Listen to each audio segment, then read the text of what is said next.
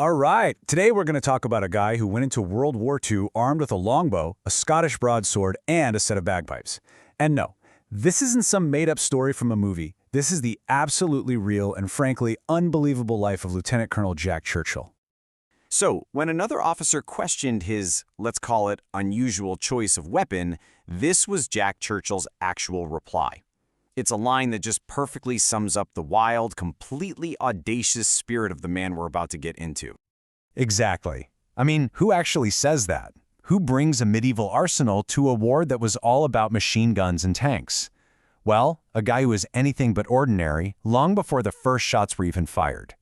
To really understand the warrior, you first have to meet the adventurer. Because Jack Churchill's life before the war was just this bizarre and brilliant collection of experiences that perfectly set the stage for the legend he was about to become.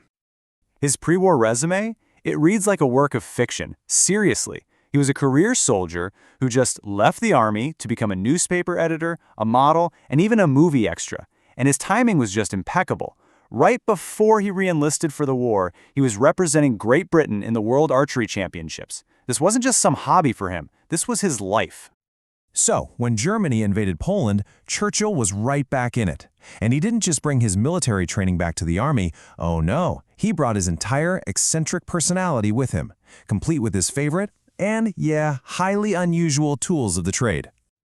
Okay, let's clear one thing up right now. There's this famous legend that he scored the last recorded longbow kill in military history. The reality? Well, according to Churchill himself, his bows were kind of unceremoniously crushed by a truck early in the war. But hey, the fact that this legend even exists tells you everything you need to know about the man's reputation. His battlefield style was just on full display during a commando raid in Norway. As the landing craft ramp drops, he's the first man out.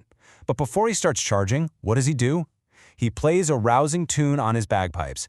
Then he draws his sword and leads the charge. And the result? The German position was completely overrun.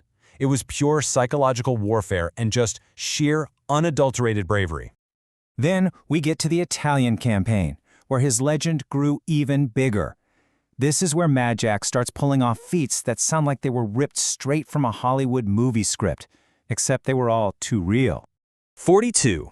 Let that number sink in. That's how many German prisoners, including an entire mortar squad, that Jack Churchill captured in a single night. And he did it with just his broadsword. You know how? He snuck up on a German sentry, took him as a human shield, and then just walked from one enemy post to the next, appearing out of the darkness with his blade and demanding they surrender. And one by one, they all did. And his own explanation for this absolutely incredible feat? Well, here it is. This shows his brilliant understanding of military psychology. He really believed that if you acted with enough authority, you'd be obeyed no matter how absurd the situation was. It's a darkly humorous and frankly incredible insight into how this guy's mind worked. But you know, even for Mad Jack, luck can run out. In Yugoslavia, he found himself in a truly impossible situation. But his capture would only kick off the next unbelievable chapter in his story. So on the island of BROADSWORD, his unit was basically wiped out. He was the last man able to fight. He's out of ammunition. So what does he do? He stands his ground and plays Will You No Come Back Again on his bagpipes until a grenade blast finally knocks him unconscious. Even in defeat, the man was defying. So he was sent to Sachsenhausen concentration camp. The Germans, thinking he might be related to Winston Churchill, treated him as a pretty high-value prisoner. But come on, a concentration camp was not going to hold Jack Churchill. One night, he and another officer crawled under the barbed wire and through an abandoned drain to make a run for it. They were recaptured just a few miles from the coast, but for Churchill, this was probably just a rehearsal. He gets transferred to another camp in Austria, and he sees his chance when the camp's lights fail. He just dropped his tools and walked off into the darkness. For 8 days, he marched 150 miles over the Alps toward Italy, surviving on vegetables he found in local gardens until he finally ran into an American armored unit. His war wasn't over just yet. You know, Churchill was actually disappointed the war ended before he could get over to the Pacific. But for a guy like him, the end of one war was simply the beginning of a whole new set of adventures. Oh yeah, the adventures did not stop. He became a qualified paratrooper at 40 years old.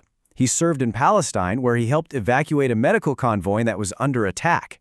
Then he moves to Australia, becomes an instructor, and takes up surfing, and he even built his own boards. The man simply never stopped looking for a challenge. So what does Mad Jack's story teach us? You know, in our modern world of drones and cyber warfare, it's kind of easy to think the individual soldier doesn't matter as much.